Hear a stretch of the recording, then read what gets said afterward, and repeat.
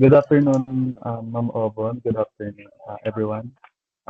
We're going to discuss and state how we will promote or about the pregnant women. So we have ABCD for promoting for pregnant women. So first we have a Okay, so for self-care needs, first of all, we'll be discussing about the bathing methods. So because of increased sweating and discharge during pregnancy, women may experience increased vaginal discharge due to excretion of waste for both themselves and the fetus. Thus, daily baths or showers are needed, pero recommend morely on showers.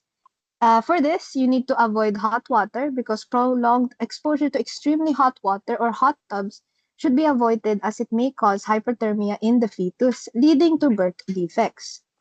Also, for when you're in the bathtub or in the shower, of course, it will be slippery.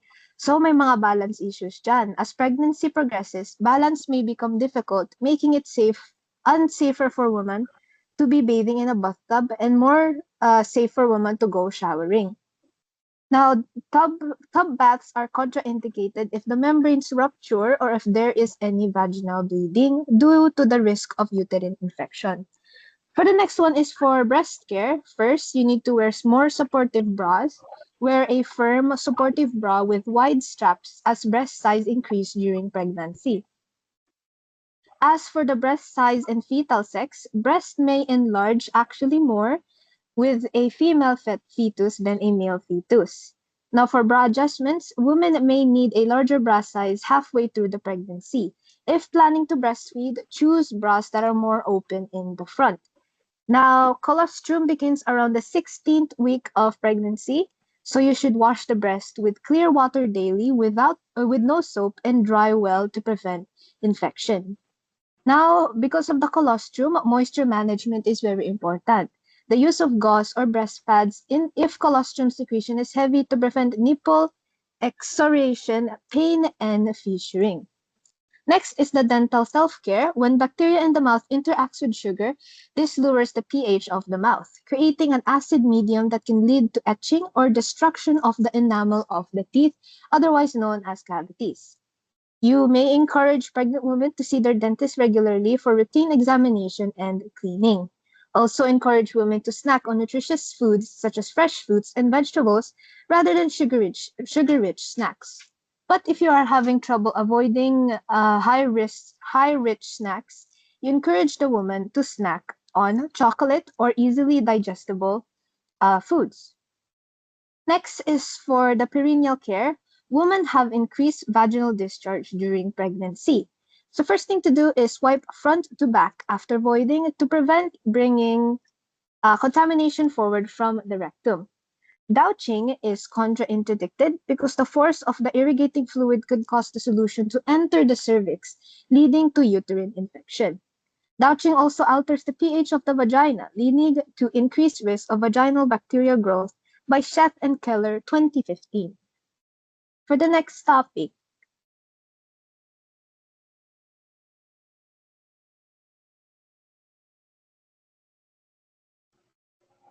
so thank you, So, Thea. Uh, next,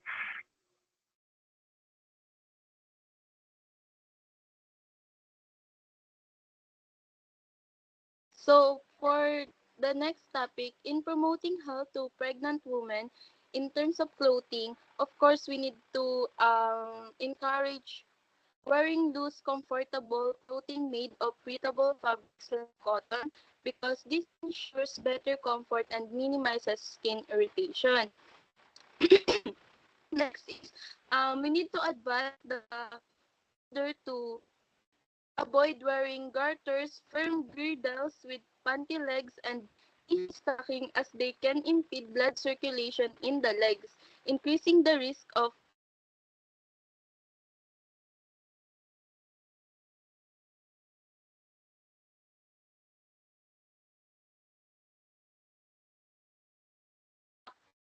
the flat heel shoes offer better balance comfort.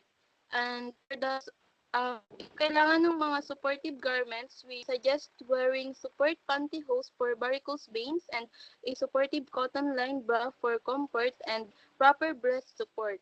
If necessary, a maternity girdle can be used. And next naman is employment. In educating the pregnant woman in employment, we need to emphasize that there are federal laws that will protect them against employment discrimination due to pregnancy. So we have Public Law 95555, and it ensures it protects against employment discrimination due to pregnancy, and ensures we need to ensure that they know their rights to retain seniority, job security, and benefits during maternity leave.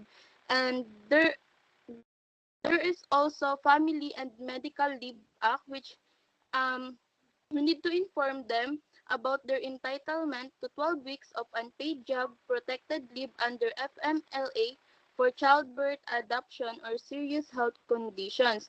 And we need to emphasize that this includes any period of incapacity due to pregnancy or prenatal care.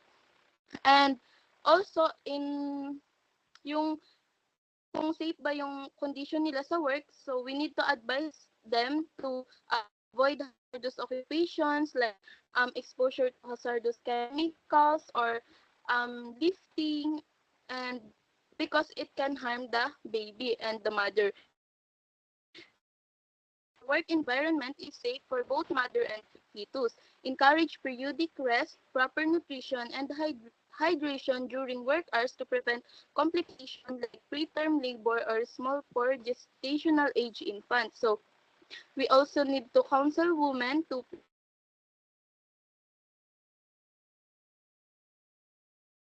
meals for work to maintain energy and health. So sa Pilipinas, tayong tinatawag na maternity leave, which is yung bagong yan is Republic Act 112-110 Expanded Maternity Leave Law, so, which provides 105 days of paid leave with an option to extend by 30 days without pay. Additional 15 days for single mothers. So, by educating pregnant women on this aspect of health and well-being, we can help them to in promoting the health to pregnant women. That's all.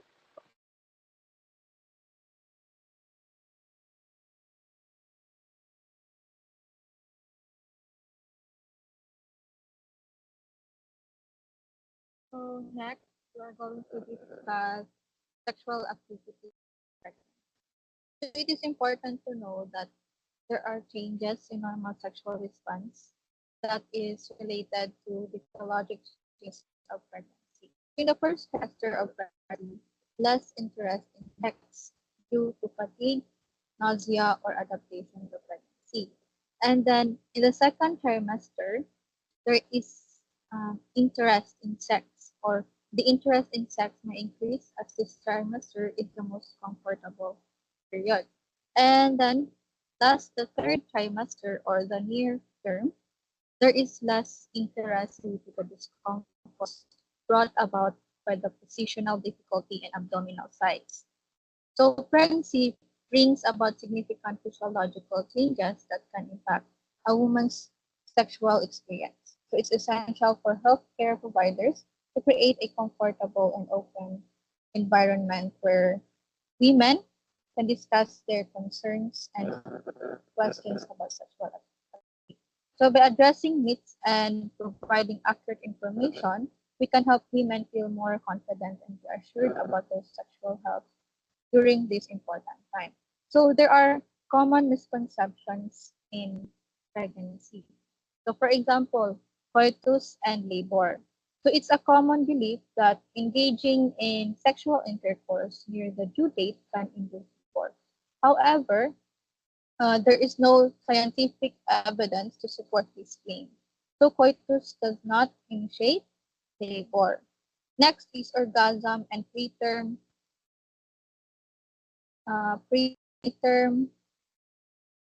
preterm labor. So another misconception is that female orgasm can lead to preterm labor. So this is not the case. Orgasm is generally safe and does not pose a risk to the pregnancy. And lastly, coitus and rupture of membrane. So it's important to clarify that sexual activity does not cause the rupture of the amniotic sac. So there is also the role of prostaglandins and oxytocin. So while semen contains prostaglandins, which can help soften the cervix, the amount present in a single ejaculation is typically not enough to initiate labor on its own. And additionally, the slight amount of oxytocin released during female orgasm is likely to significantly contribute to cervical suffering. There are also specific considerations in pregnancy. So there are contraindications to the presence of there are contraindications in pregnancy. So except there are exemptions like yung coitus is pwede siyang pwede kayo yung partner mo and yung pregnant is pwede have sexual activity. But there are contraindications.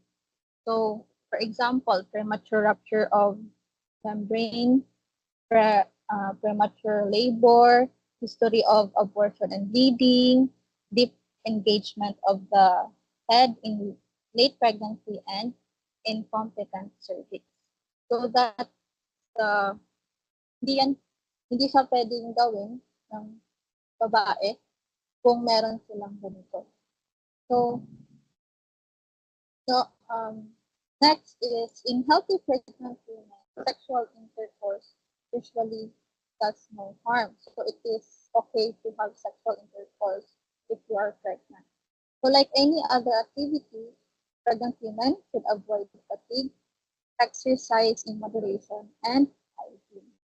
So couples may need counseling regarding more comfortable positions.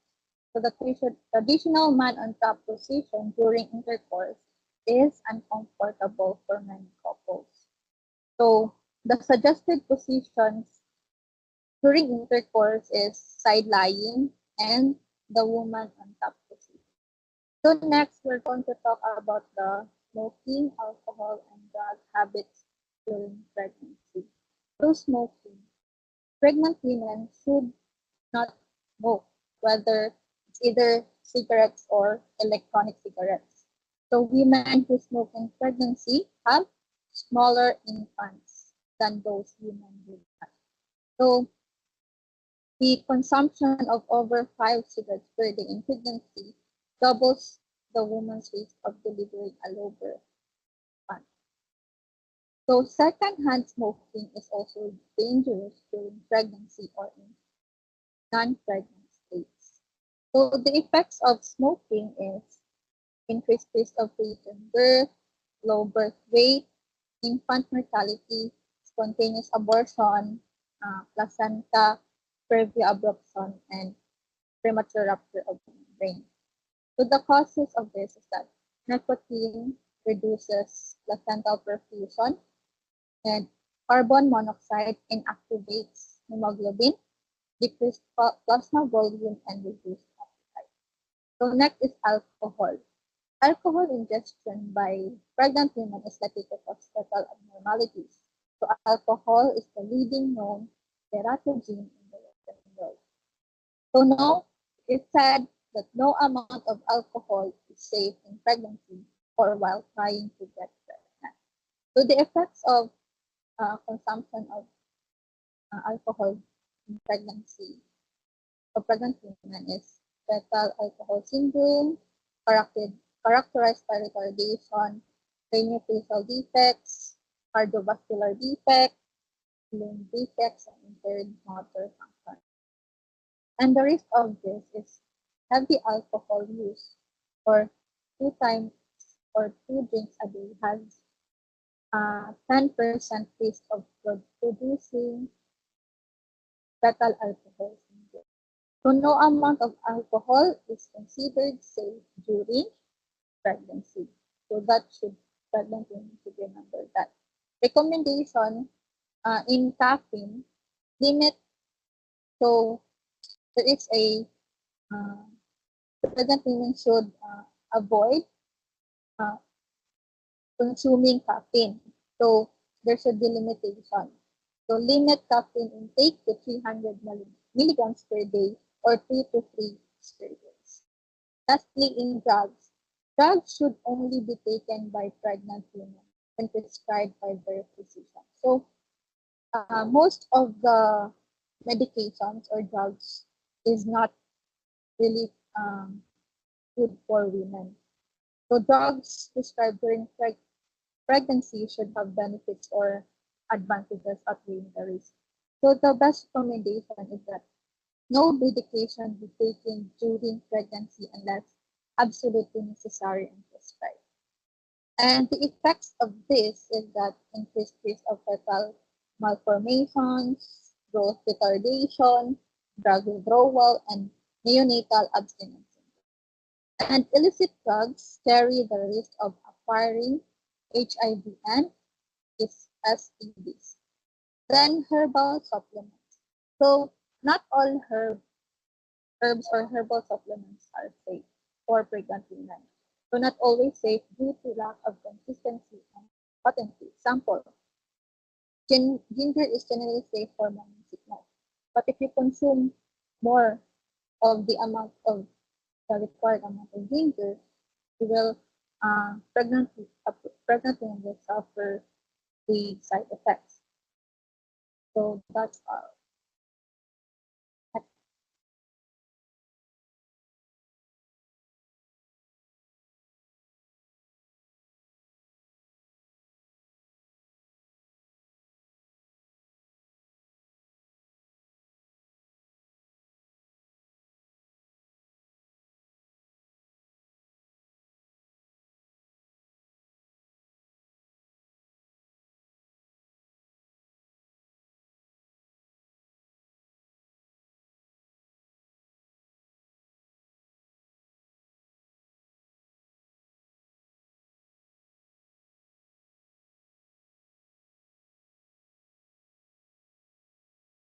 Next.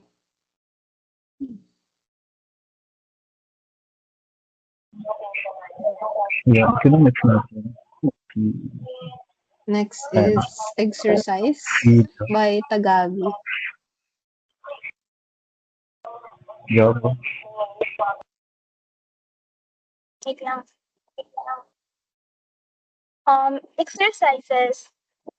Exercises and pregnancy should be low impact and moderate in intensity. There are some example of exercises for pregnant women. First is cleansing breathing. Deep, relaxed breath can be practiced in pregnancy and used in labor to signal the beginning of uterine contractions. Next is pelvic rock, the most important exercise for comfort during pregnancy with the following benefits. First is increases the flexibility of the lower back, strengthen the abdominal muscles, shift the center of gravity back to the uterine spine, relieves backache, and improves posture and appearance in late pregnancy. Next is squatting tailor setting, strengthen perineal muscles, make pelvic joints more playable. Next example is abdominal breathing. Utilize the diaphragm primarily and not the chest muscles, helpful during the first half of labor. And when used together with total relaxation, can carry women through most of the first stage.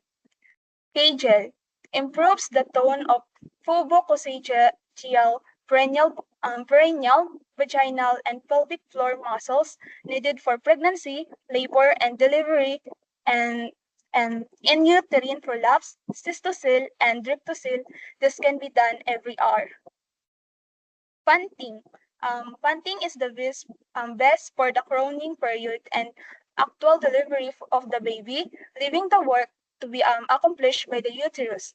Only by panting can the mother be kept from pushing in the transition phase of labor. Pushing should be in the second stage of labor except during crowning. Nursing consideration related to exercise and pregnancy. First is exercise in loosing fitting clothes and well-supportive, well-fitted non-slip footwear. Next is stay hydrated, avoid fatigue. Next is avoid contact sports like basketball, those with a risk of falling, gymnastic, and those that cause jarring pressure on the pelvis and torso, or horseback riding. Next is avoid high impact and high intensity exercises which cause a marked increase in heart rate and difficult breathing. Next is regular exercises are needed. It is not necessary to limit maternal exercises provided they are. Next is stop the exercise and rest in the presence of danger signs and signals such as dizziness, headache, overheating, fast and unsteady heart rate, difficulty of breathing, and nausea. Seek emergency management for vaginal bleeding, uterine contraction, abdominal or pelvic pain, and chest pain. Next is literature reports that regular exercise in pregnant women results in a lower cesarean section or CS, and length of hospitalization. Next is exercise in standing position, not supine, to prevent pressure on the inferior vena cava and against the diaphragm. Next is avoid excessive and strenuous exercises.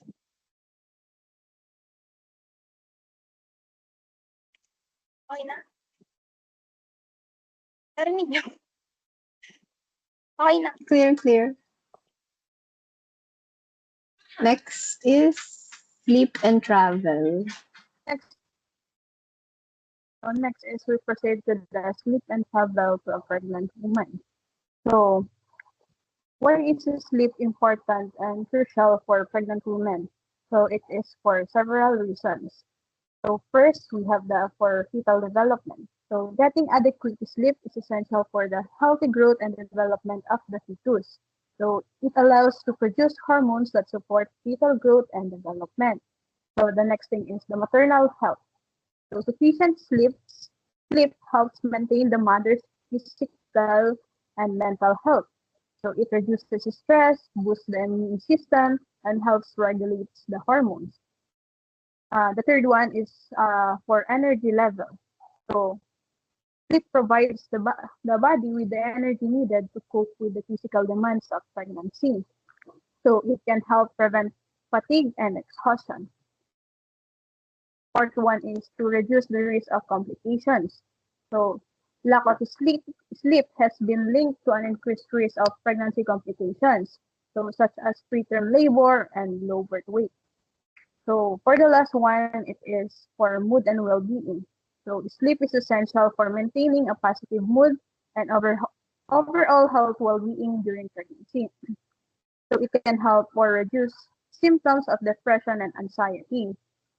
So expectant mothers who have poor nighttime sleep are more likely to have a depressed mood, attention, and memory problems. So excessive daytime sleepiness, more nighttime falls, and use of more over-the-counter or prescription sleep aids, all of which may adversely affect the healthy development of the baby. So they may also, just what I said earlier, they may also have higher risk of developing pregnancy complications, including preeclampsia or high blood pressure. So here are some tips to have a good sleep. So first, we have to assess the activities to identify the need for rest and sleep. The second is the average number of sleep is 8 or may need to 1 to 2 hours of afternoon nap in the second half of pregnancy. So it is advised to avoid the supine position in bed. So also, they have to plan rest time during the day. So for at work, you have to stand and walk for a few minutes at least once every 2 hours. If the task requires prolonged standing, there should be time to walk about and sit at intervals. So, okay, we move on to the travel. So planned travel can provide relaxation and enjoyment and opportunities for bonding with partners. So however, it's essential to consider the travel restrictions and safety and comfort factors. So for the travel restrictions, uh, pregnant women must be aware of any travel restrictions or advisories related to the pregnancy or the destinations. So comfort and safety, they have to prioritize their health and comfort, and of course the safety during the travel. And they have to avoid the long distance travel by land, and they also need stopover so pregnant women can get out of the car and walk. So seat belts are needed. So for air travel and commercial flights, in a healthy pregnancy, commercial air travel before 36 weeks of pregnancy is considered safe. The woman should check with her healthcare provider before she flies. So traveling by air requires pressurized planes. In late pregnancies, airlines will require a medical certificate indicating fitness to travel by air. So the third one is the best time to travel is during the second trimester. It is because the pregnant woman is most comfortable, uh, and the danger of abortion is not great. So also, the threat of premature labor is at a minimum. So for the fourth one is it is best to get an aisle seat to facilitate frequent walks and trips to the lavatory. So the last one, the journey close to term and are discouraged.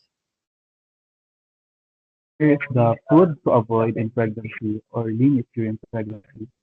So why it is important to maintain a balanced and nutritious diet in pregnant women. So it is crucial for health of both the mother and the developing baby. Certain food and substance should be limited or avoided to reduce the risk of complications. So here we have a list of food and substance that pregnant women are generally advised to limit or avoid. First, we have the acronym SAD. What is SAD? Smoking for S, A for alcohol, and D for drug. Next is caffeine, artificial sweetener, taking herbals not prescribed by a doctor, and also specific medication that could be by over-the-counter medicine, so at the pharmacist. So we have the list of how we should be promote in engaging a healthy year to avoid um, the food that may cause certain developmental issues to the baby. So we have first is engage in emotional communication. First to be positive reinforcement for the mother and for the child. Interviewing techniques to help patients understand their motivation and reinforce the benefits of avoiding prohibited products. Next, monitor and adjust. So as a nurse, we have to adjust, track the progress, monitor patient compliance and progress in avoiding prohibited products, make adjustment to advice or strategies as needed based on their feedback and outcomes. Then after that, we can continually educate them. As we have health education, we offer an ongoing education to keep the patient informed about any guidelines or research related to a prohibited product or any certain product that could cause severe adverse effect on the baby. Then, also as a nurse, we have to collaborate with the other healthcare provider. As a team approach, we have to work with dietitian, pharmacists, and health providers to ensure the consistency and messaging and supporting for the avoiding prohibited products. As nurses, we have to document and also we have to advise the mother that about a certain product. Then next, integrate care, integrate advice, and also avoid certain product that could cause any anomalies. Next is consult healthcare providers also. And what are the causes of some certain defects in the child? So we have, as as I said in the list, we have the smoking, alcohol, drugs, caffeine, artificial sweetener, taking herbal, and also the medication that not been advised by the doctor. So it is crucial for us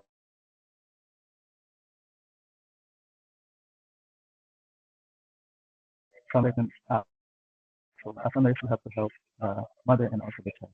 So next.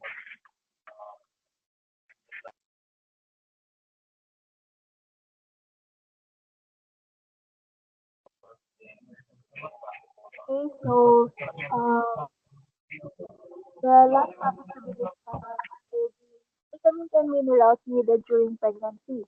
So first on the list we have the calcium, and the recommended amount for calcium is 1,200 milligrams. It helps um, build strong bones and teeth. So best sources for this is milk, cheese, yogurt, and leafy vegetables.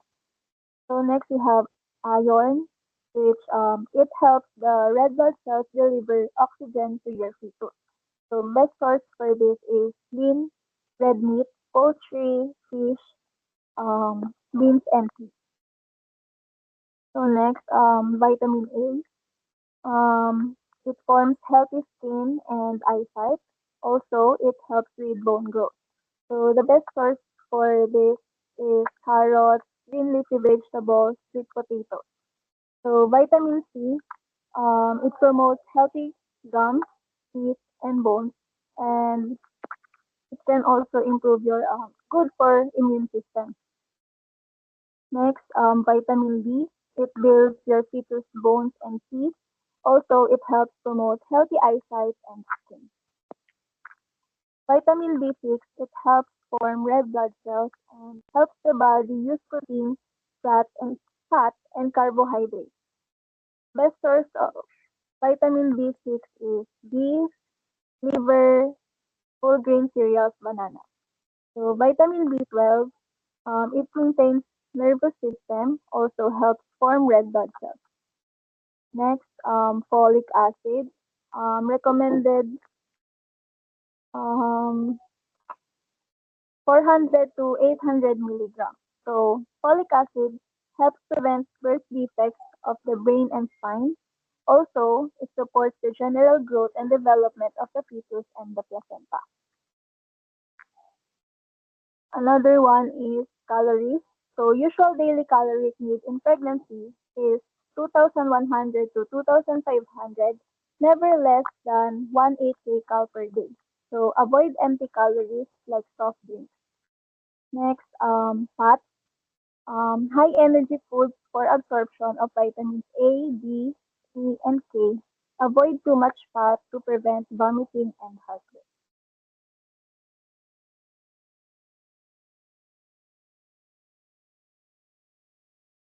So, um, to as to sum it up, vitamins and minerals play important roles in all of your body functions. So, eating healthy foods every day should supply all the vitamins and minerals you need during pregnancy.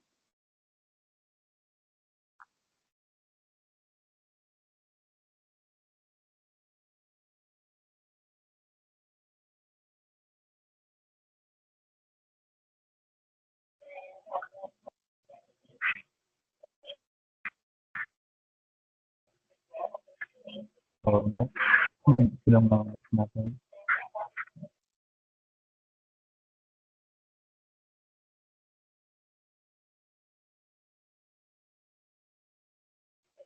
Kailangan pa ba natin yung sa quiz?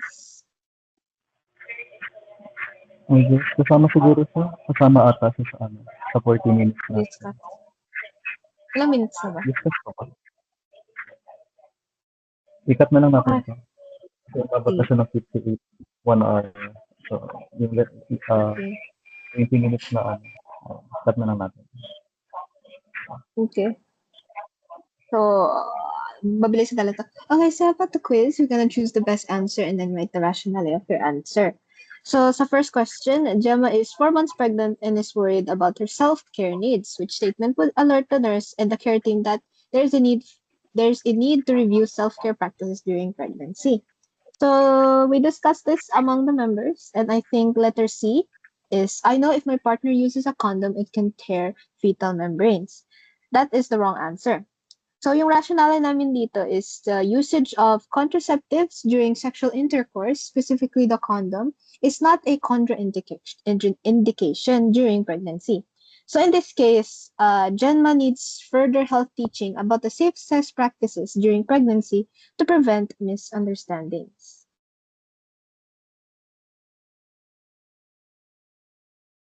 Next question. So, next question is, the nurse is reviewing an educational pamphlet that has been frequently provided to pregnant women. What statement from the pamphlet suggests that revision is necessary? So, after our discussion, the answer is letter A, you may want to jog rather than walk to get an increased amount of exercise. So, that's suggests that revision is necessary because walking is considered the safest and most effective exercise during pregnancy because it is low impact and helps maintain cardiovascular fitness without placing undue stress on the body. While jogging, on the other hand, can cause additional strain on the knees and joints, and due to the increased weight and as pregnancy progresses, jogging can also lead to pelvic pain. And the other choices provided, like resting on your side, packing a healthy lunch, and walking regularly to improve circulation, are all appropriate recommendations for pregnant women.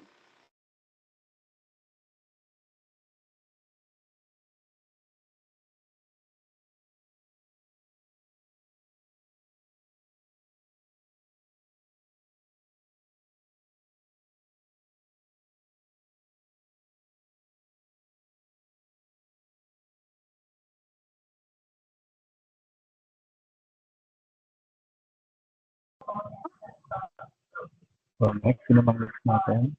Uh, number 3. Number three, Gemma tells the nurse she has developed painful hemorrhoids. She admits that she is embarrassed to discuss this problem, but acknowledges that it needs to be addressed. The best advice to give her would be which of the following? The answer is D. Which hazel pads pull against swollen hemorrhoids? Kasi rationally, which hazel pads are effective in relieving irritation, burning, and itching caused by hemorrhoids.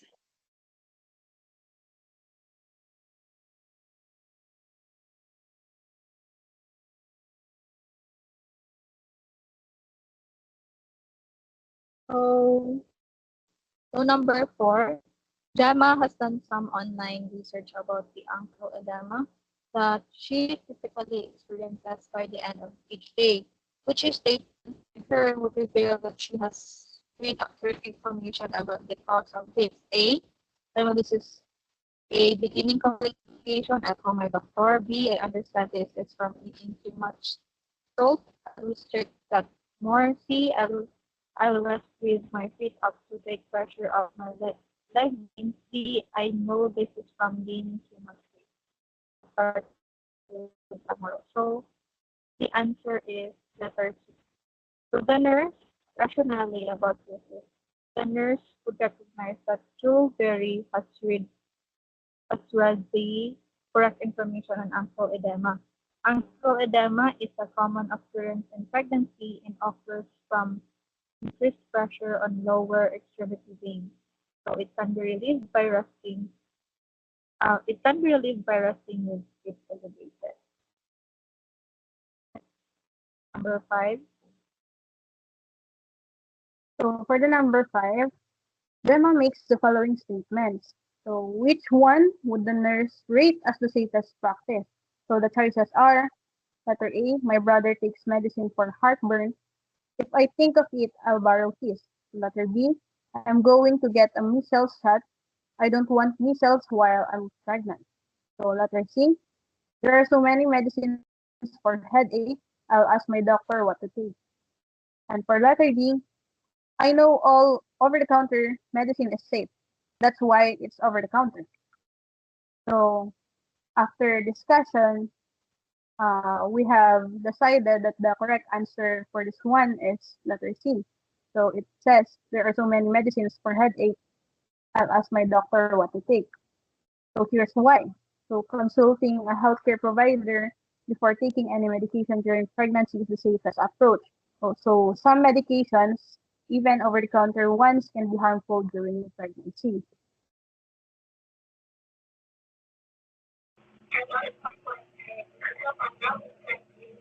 So next, Andrea is a 5 month pregnant. Describe the food that she eats daily.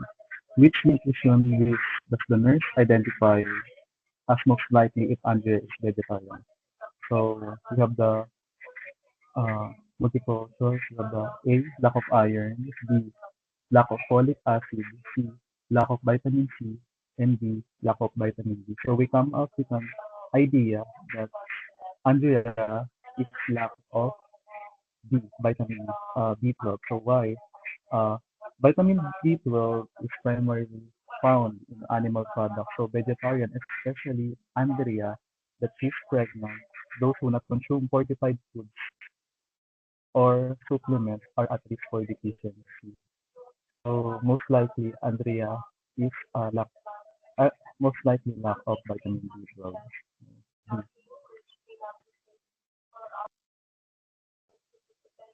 Okay, so for number 7, which of the following reasons can greatly decrease fetal movements quickly? A. Poor maternal nutrition. B. Generalized edema. C. Continuous headache. D. All are correct. So our answer is letter D. All are correct because poor nutrition can restrict fetal growth and development, impacting activity levels. Generalized edema, often a sign of preeclampsia, it also can restrict blood flow to the placenta and fetus, hindering oxygen supply and reducing fetal movement. Similarly, continuous headaches, especially when accompanied by other symptoms like vision changes or high blood pressure, can also indicate preeclampsia, leading to the same consequences for fetal activity.